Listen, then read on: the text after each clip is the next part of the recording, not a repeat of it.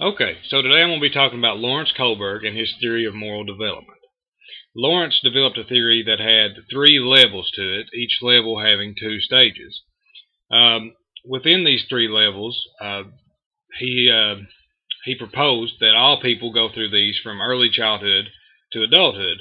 Some of the later stages of the moral development he proposed, though, like in level 3, some people just never reach. Some adults never get past level 2 of this moral development.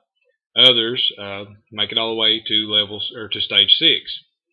So I'm just going to briefly go over some of the levels with you. And level 1 mostly deals with kids that are in elementary school, smaller, younger children. The stage 1 of level 1 is obedience and punishment. And a good story to go with the levels of Kohlberg's theory is, say you have a best friend. Your friend is starving. Neither of you have any money. So you try to buy, a sandwich for your friend. The guy selling the sandwich knows that you're hungry and knows that you'd be willing to pay a large price for the sandwich, so he charges outrageous prices, knowing you're hungry. So the thing is, do you steal the sandwich to feed your friend, knowing they're starving, or do you pay the price, or just simply let your friend starve because you don't have the money to pay for it? And usually when they would tell kids this, kids that were in stage 1 would say, well, you don't steal because that is against the rules. And kids on this type of thinking, they think more of along the lines of what's right and wrong. They know that all their actions have consequences usually, and they know that certain actions have bad consequences by your parents or teachers or whatever. So they tend to stay away from those actions if at all possible. They really don't think of the outcomes or what might be affected by their actions. In stage 2 of level 1 is pretty much the same thing. Kids pretty much think the same way, except they think more of it would be an individual process. They would probably say, no, I wouldn't steal it, but he may, because they're starting to understand that people have their own individual thoughts. Now, by the time you get to level 2 of conventional morality, as it's called, this is more middle grades age thinking. Stage 3 of level 2 is good interpersonal relationships, and at this stage, kids really start to bond heavily with each other. This is where you see a lot of kids finding their best friends or things such of that nature. And when you tell them the story about stealing the sandwich for your friend, usually in stage 3, kids think this is a good idea. They think to steal the sandwich has good intentions, so it's not really a bad thing, but they still are iffy about if they would do it or not. But they think that whoever would steal the sandwich would be doing the right thing. And usually by the time kids go from stage 3 to stage 4, they start to understand that society as a whole has to function on a set of rules. And so as they start to learn these rules and they understand that by breaking the rules is doing something bad and hurting someone in the process, they start to get what's called in the law and order stage. Now when they get in the law and order stage, they begin to feel like the rules shouldn't be broken at all for no reason, and they believe that stealing the bread in the previous case is absolutely wrong under any circumstance because it is breaking the law, and breaking the law is part of what holds society together as a whole.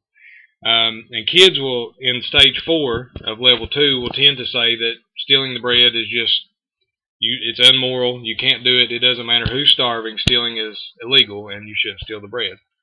So that's usually how they tend to think in that.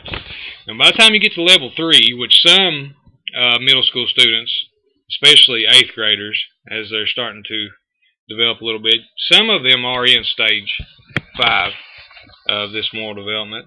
Some of them aren't.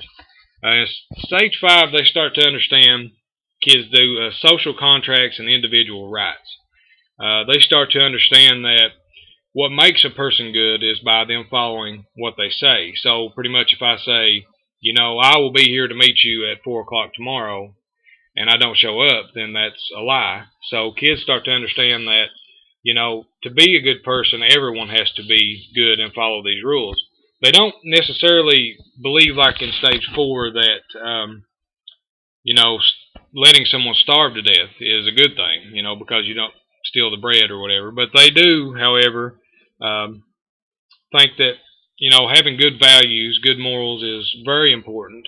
And they start to get more individualized too with their own rights. Like if they see something that's discriminative happen to someone else or happen to them, they're a lot more open about expressing how they feel about this issue. And where in stage 4, they might have just let it pass by and not really thought anything of it because they would have thought it was just the rules, the way things happen. By the time you get to stage 6, which is usually college students or higher level thinkers that can think like abstractly about things, about the universe around them, they start to believe that everyone should be working toward a common good, a common morality. A good example of a stage 6 thinker of Kohlberg's moral development is Martin Luther King, for example. He was probably one of the best examples of the stage 6 thinking. He wanted to pursue rights for his people without actually physically harming anyone. He wanted to do it through just, you know, love and peace and respect. He didn't want to force anyone to think the way he was thinking. He just tried to respect everyone, hoping that they would respect him in return. Not all people get to stage 6, according to some of the research I've done, and many adults still in their 30s or older ages do not make it to the universal principle stage. Some people just do not get to where they can think abstractly, and some do. I guess that's just the way it goes.